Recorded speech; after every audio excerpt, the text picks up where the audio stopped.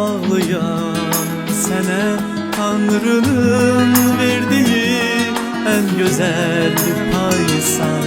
Həyatda həmişə gərək sən mənə bütün arzuların içinde varsan. Hem çetin hem güzel anında senin her zaman olacağım. Yanında senin, buna sen benim tek. Söz verirsen mi sevgilim benimle, evlenersen mi?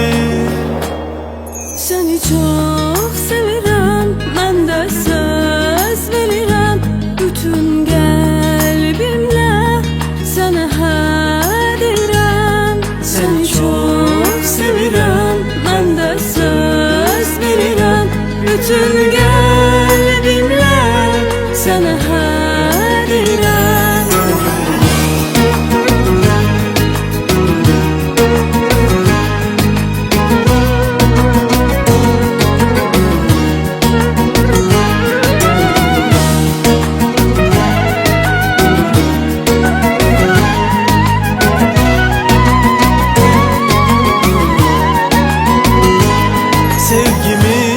bitmesin, daim bir olaq.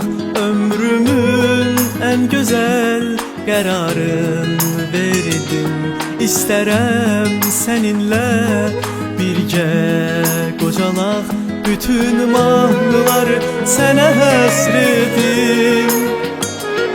Hem çetin hem güzel anında senin her zaman olacağım. Yanında senin, buna sen benim tek. Söz verirsen mi sevgilim benimle, evlenersen mi? Seni çok sevirəm, mən də söz verirəm.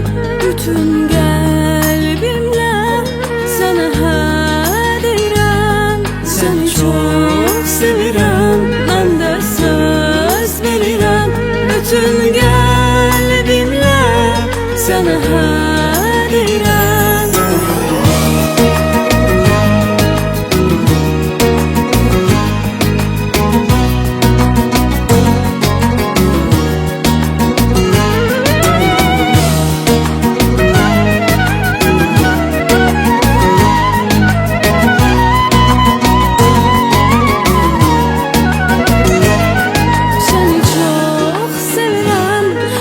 Söz verirəm, bütün qəlbimlə sənə hə deyirəm. Seni çok sevirəm, mən də söz verirəm. Tapdım qismətimi, mən də